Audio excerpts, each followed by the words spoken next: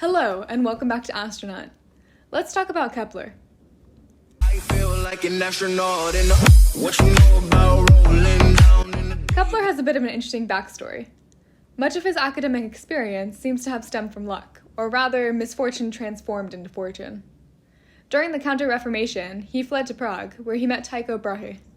Much of Kepler's insights on physics came from the data collected by Brahe. Unfortunately for Kepler, these key findings didn't grant him any safeguard. His grave was actually destroyed in the 30 Years' War, but clearly Kepler didn't need a gravestone for his name to live on.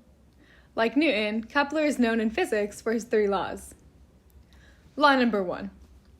Mars moves in an ellipse.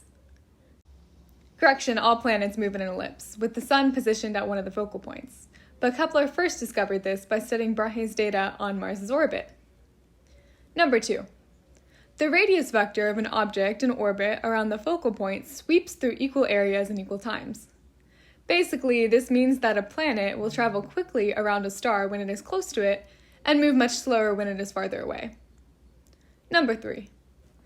The period of an orbit, squared, is proportional to its average radius, cubed.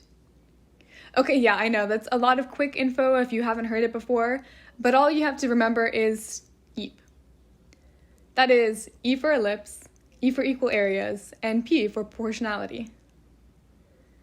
If you've ever seen a picture of Kepler, you might also be able to remember what he's known for in physics by the ruff he wears around his neck.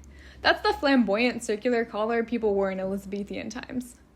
Just like Mars' orbit, it's shaped like an ellipse. Eep, that's rough. Right, sorry, we'll go over each of Kepler's laws in the upcoming videos, but for now, that's all.